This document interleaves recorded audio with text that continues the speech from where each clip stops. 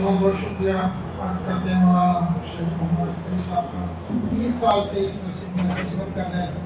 एक पूरी नस्ल इन्होंने तैयार कर दी और ये नस्ल अल्हम्दुलिल्लाह हुई इनकी तैयार करता नस्ल परवरदिगार अब मैं गुजारिश गुजार हूँ हमारे दरमियान में एक हमारे मौजूद मेहमान, बल्कि मेहमान नहीं कहना चाहिए, ये भी मेज़बान हैं और हमारे साबिक़ एमएलए जनाब चौधरी मतीन अहमद साहब और मौजूदा एमएलए जुबैर अहमद साहब के वालिद ये इजहार यकजहती और रहबर मौसम की ताज़ियत के लिए यहाँ पर तशरीफ़ लाए। उनके शुक्रगुज़ार हैं, गुजारिश गुजारें कि तशरीफ़ लाए और अपने ताज़ियत के कलिमात से उनको मुस्तफ़ीद फरमाएं। आप लोग उनके इस्तक़बाल में बुलंद आवाज़ से सलाम पढ़ें।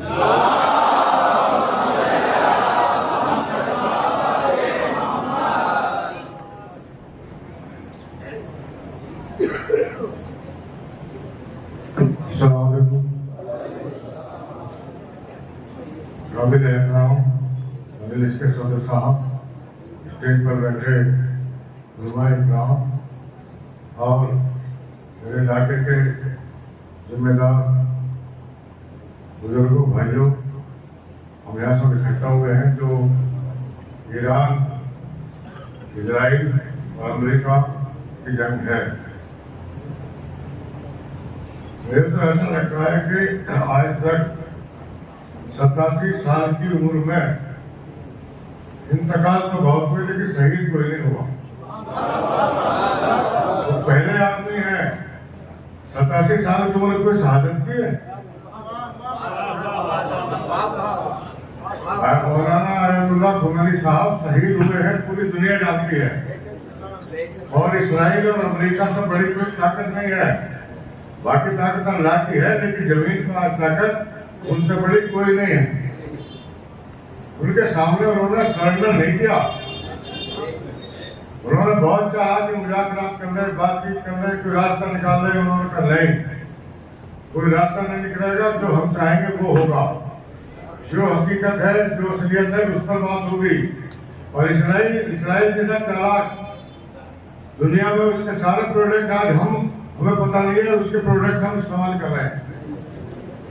हमारी जेबों से उसके जेब में पैसा जा रहा है। उस जैसे आदमी को उन्होंने लाखों चने चबवा दिए। पूरा अरब, एक की तो हिम्मत होती नहीं किसी के सामने खड़ा होने की, और ऐसा ठोका मिजाइलों ने चीजें निकाल दी इनकी। जो यहूदी बहुत बहादुर बनते थे, बंकरों में घुस जाते हैं जरा से जब आ जाए।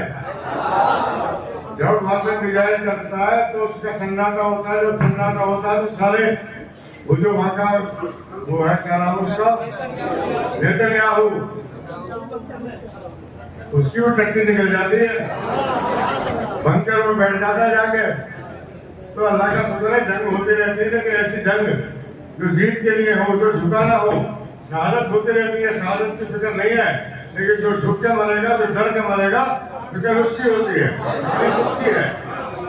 अगर हम लड़ के मरेंगे, इंसाफ के लिए लड़ना है, अपने हक के लिए लड़ना है, कौम के लिए लड़ना है, उसमें कोई फिक्र नहीं कितनी शहादत हो जाए, लेकिन इंशाअल्लाह जीत ईमान वालों की होगी, खुमैनी साहब के चाहने वालों की होगी।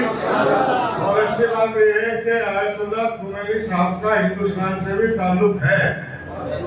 जो अखबारों की खबर है उनके बारे में बाराबंकी से कोई पुराना उनका रिश्ता है, तो बाकी और किसी का रिश्ता नहीं है। हमारा रिश्ता उनका सबसे ज्यादा है। हमें तकलीफ भी है और कोई सिया सुननी नहीं है, हम सब मुसलमान हैं। उसके बाद तो बरेली देवबंदी भी है, वो तो दोनों सुननी है, तो सिया सुनने का ढेला कहाँ है? अपना अपना तरीका है नमाज पढ़ने का, कोई खड़े होकर पढ़े, कोई बैठ के पढ़े, कोई कैसे पढ़े, उसमें तकलीफ क्या है? कोई हाथ मांग के पढ़े, कोई छोड़ के पढ़े, कोई ऐसे पढ़े, उसमें तकलीफ क्या है? जो आपको अच्छा लगे पढ़ो।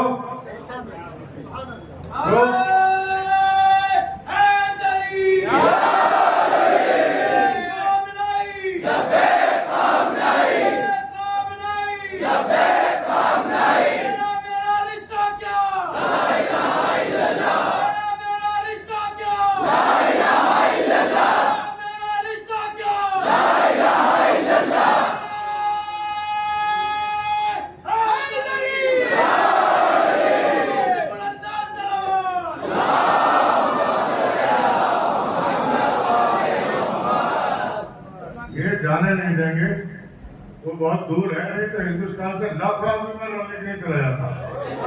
इसमें जज्बा है लोगों में। बहादुर के साथ तो सब खड़े होते हैं, गुंडाओं के साथ कोई खड़ा नहीं होता। ईरान के लोग बहादुर हैं, जिंदा दिल लोग हैं, उन्होंने किसी से मदद नहीं मांगी। अमेरिका जैसे सुपर पावर क्या ठिकाना है उसका। हमारे मोदी जी का भी मैं कहना नहीं चाहता हूँ, मैं गया हूँ तो हम सब साथ हैं। हम शिया सुन्नी बाद में है, पहले हम मुसलमान हैं और मौलाना अयतुल्लाह खमेनी साहब के चाहने वाले हैं, मानने वाले हैं और ईरान के सब साथ हैं। हमारे खून की जरूरत पड़ेगी तो हम खून भी करने के लिए तैयार।